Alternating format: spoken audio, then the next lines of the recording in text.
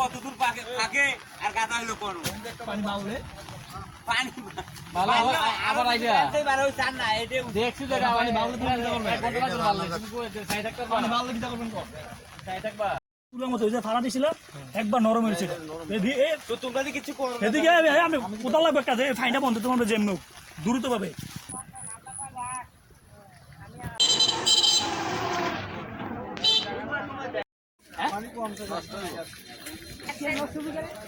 খেতে ডুবে গেছে গা? হ্যাঁ গ্যাস ডুবে গেছে, গ্যাস শেষ ভাই পুরো।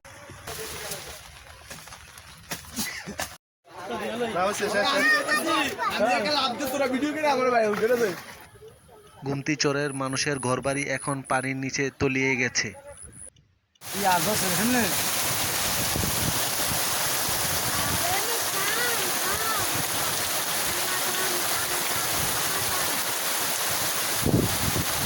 সপ্তাহের শুরু থেকে প্রচুর বৃষ্টিপাতের ফলে গ্রামে অনেক ঘর বাড়ি পানির নিচে তলিয়ে যাচ্ছে, এমনকি গুমতি নদীর চরের মধ্যে পানি উঠে গেছে এবং অনেক শাক সবজি, মূলা শাক এবং অনেক শাকসবজি পানির নিচে তলিয়ে গেছে এবং এখানে মিরপুর কবরস্থানে অনেক গোরস্থানগুলো মাটির নিচে চলে গেছে।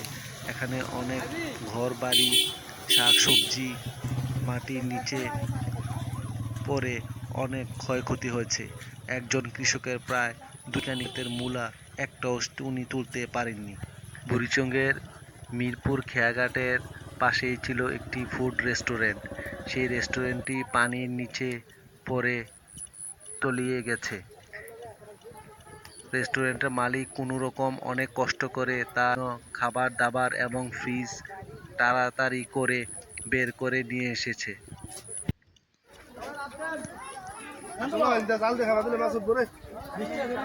আজকে থেকে 4 দিন আগে পানির যে উচ্চতা ছিল এখন প্রতিদিন অনেক পানির উচ্চতা বাড়তেছে।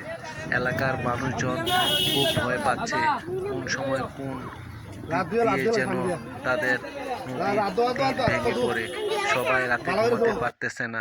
সবাই নদীর তীরে এসে সব পানির অবস্থা কিরকম আশঙ্কাজনক তা দেখার জন্য মানুষের উপচে পড়া ভিড়। নদীর পাড়ে সবাই ছাতি নিয়ে আসতেছে, নদীর পানি দেখতেছে। এক কৃষকের 2 কানি জমির মূলা পানির নিচে তলিয়ে যাওয়াতে সে অনেক কষ্টে এবং সকালবেলা থেকে অনেক মানুষজন এক একজনের মূলা সংগ্রহ করে এনে ধুয়ে কোনো রকমে নদীর পাড়ের মধ্যে রাখতেছে। এখানে দেখুন অনেক মানুষজন তাদের মূলা ক্ষেত থেকে মূলা ধুয়ে পড়েছে।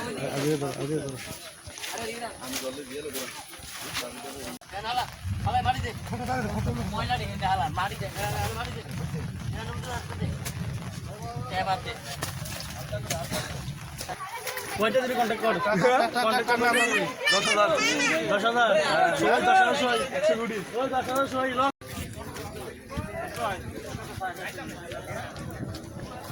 হাজার হাজার মানুষ সকালবেলা থেকে সবাই নদীর পাড়ে আসতেছে এবং দেখতেছে পানি কিরকম বাড়তেছে কখন যেন ভেঙে পড়ে সেই ভয়ে সবার খুব দুশ্চিন্তায় রয়েছে।